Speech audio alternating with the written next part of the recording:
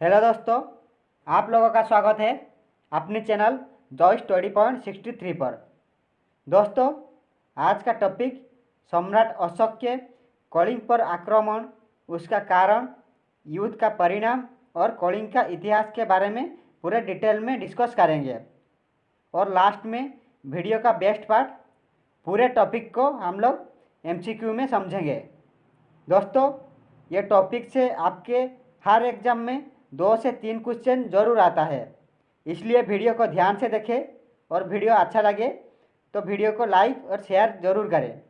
और आगे ऐसे ही इम्पोर्टेंट वीडियो के लिए हमारे चैनल जॉय स्टडी पॉइंट 63 को सब्सक्राइब करें। दोस्तों, सम्राट अशोक के कलिंग आक्रमण के बाद चंडाशोक से धर्माशोक में परिवर्तन तक एक छोटा सा कहानी से समझते हैं।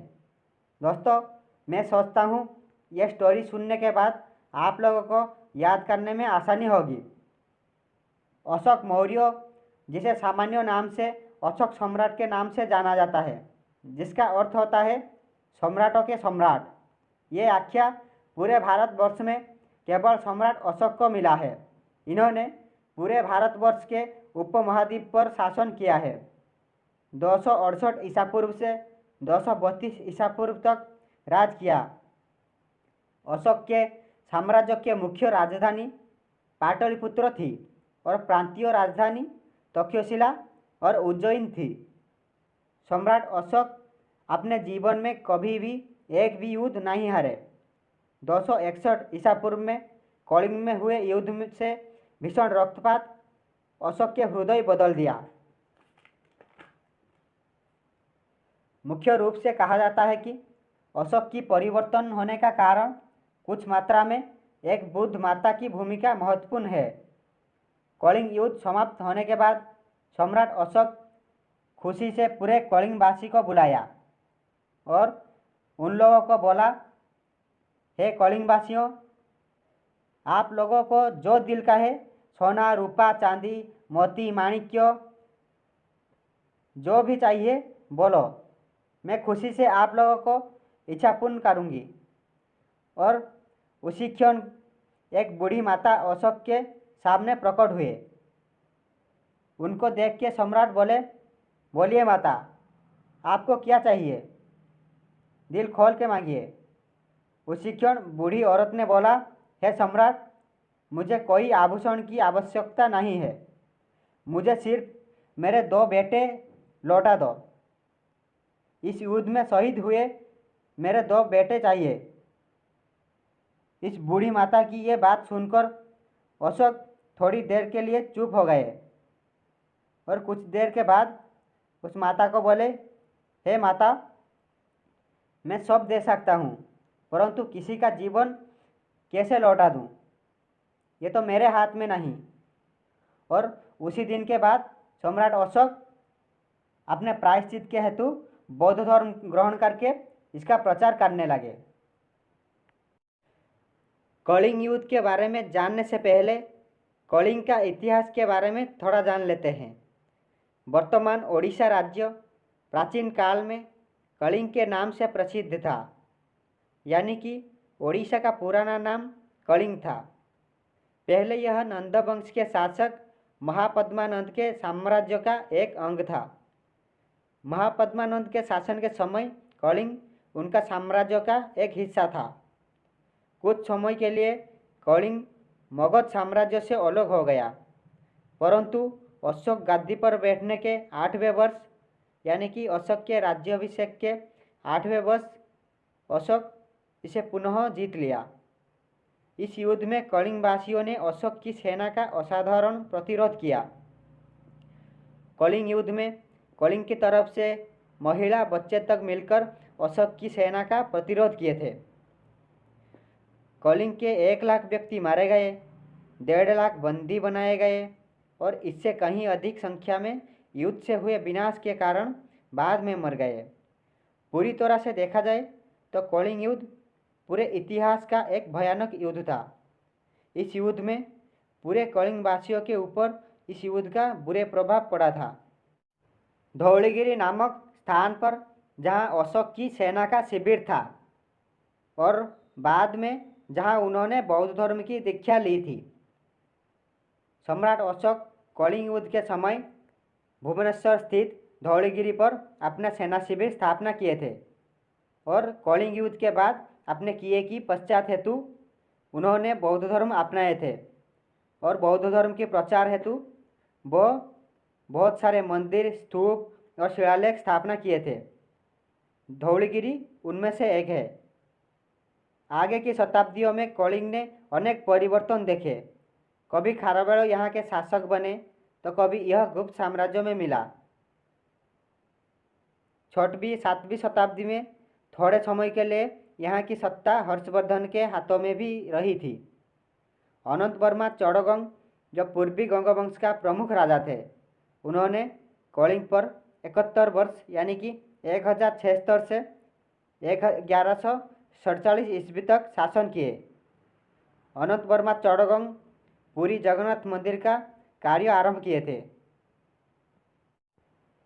अब जान लेते हैं कलिंग युद्ध कब और कहां पर हुआ था।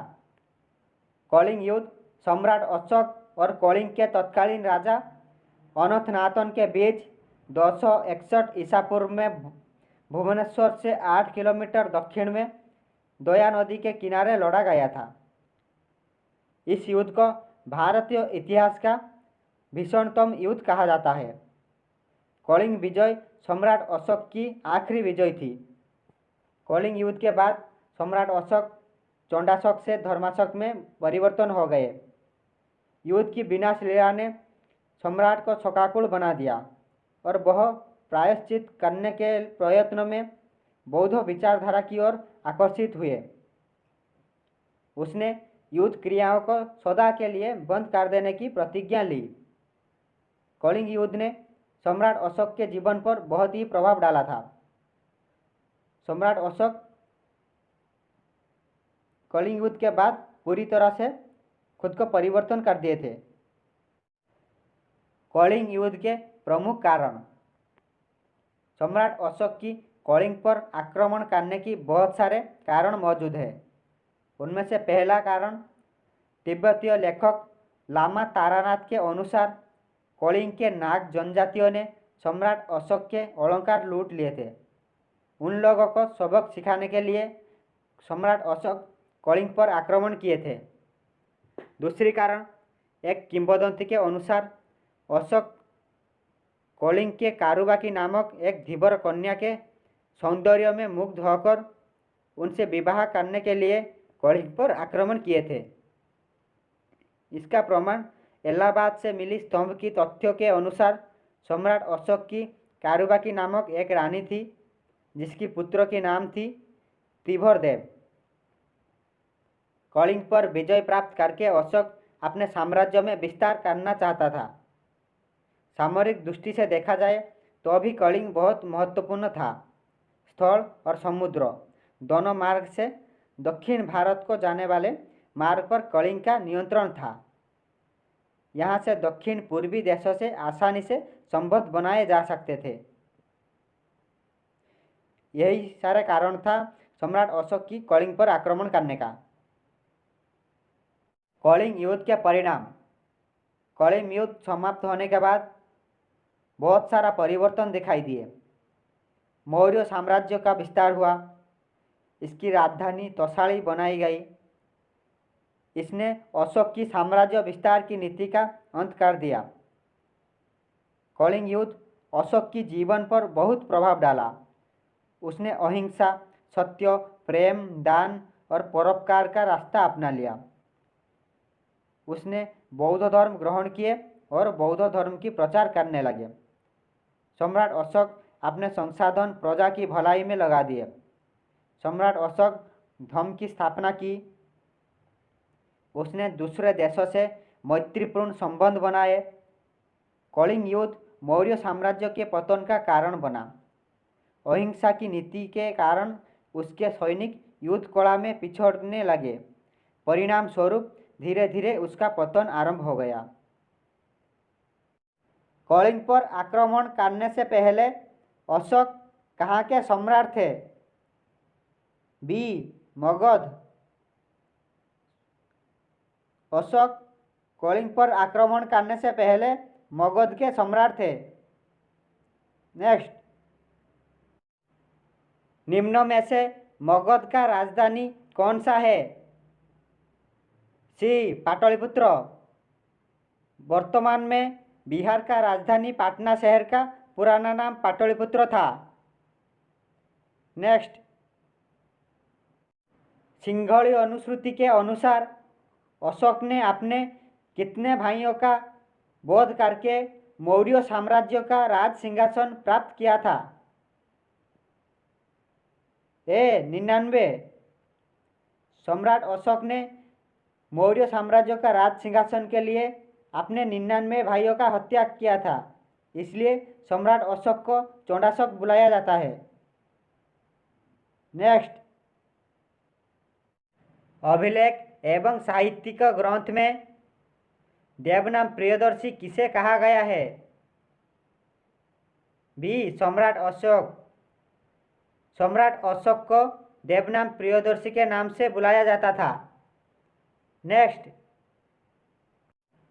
अशोक ने अपने राज्य अभिषेक के कितने वर्षों बाद कलिंग पर आक्रमण किया था?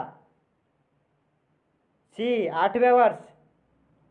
सम्राट अशोक अपने राज्याभिषेक के 8वें वर्ष यानी कि 261 में कलिंग पर आक्रमण किए थे।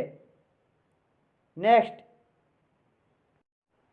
सम्राट अशोक कौन सा वर्ष कलिंग पर आक्रमण किए थे? ए 261 ईसा पूर्व में। सम्राट अशोक 261 ईसा पूर्व में कलिंग पर आक्रमण किए थे। नेक्स्ट, कौटिल्य के अनुसार कलिंग किसके लिए प्रसिद्ध था? डी हाथी के लिए। कौटिल्य के मतानुसार प्राचीन काल में कलिंग हाथी के लिए प्रसिद्ध था और सम्राट अशोक कलिंग के हाथी के लिए कलिंग पर आक्रमण किए थे। नेक्स्ट, कलिंग युद्ध तथा उसके परिणामों के विषय में अशोक के कौन सी शिलालेख में विस्तृत जानकारी दी गई है? सी 13वें शिलालेख। हाथी गुफा में अशोक की 13वें शिलालेख का उल्लेख मिलती है। नेक्स्ट, किसने नेपाल में ललित पाटन नामक नगर का निर्माण करवाया था? ए मौर्य सम्राट अशोक ने नेपाल में ललित पाटन नामक नगर का निर्माण करवाया था। नेक्स्ट, बौद्ध ग्रंथ के अनुसार कलिंग युद्ध के बाद अशोक कौन सा धर्म अपनाए थे? बी बौद्ध धर्म। सम्राट अशोक कलिंग युद्ध के बाद अपने कर्मों के प्रायश्चित हेतु बौद्ध धर्म ग्रहण करके इसका प्रचार करने लगे। नेक्स्ट, सम्राट अशोक कब मगध सिंहासन आहरण किए थे? ख्रीष्टपूर्व 273 में सम्राट अशोक अपने 99 भाइयों की हत्या करके मगध का सिंहासन आहरण किए थे। नेक्स्ट, सम्राट अशोक के पिता का नाम क्या था? बी बिंदुसार। बिंदुसार मौर्य साम्राज्य के राजा थे और बिंदुसार चंद्रगुप्त मौर्य के पुत्र थे। नेक्स्ट, सम्राट अशोक के माता कौन थे? सी सुभद्रांगी और उनका दूसरा नाम था रानी धर्मा। नेक्स्ट, अशोक की समाधि कहाँ पर स्थित है?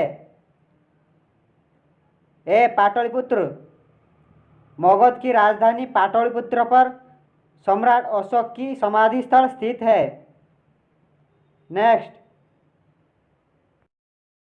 कलिंग युद्ध में लगभग कितने लोगों की मृत्यु हुई थी? ए 1 लाख लोगों की मृत्यु हुई थी और 1.5 लाख लोगों की बंदी बनाई गई। दोस्तों, जाते वक्त वीडियो को लाइक और शेयर ज़रूर करें और चैनल को सब्सक्राइब कर दीजिए। Thank you.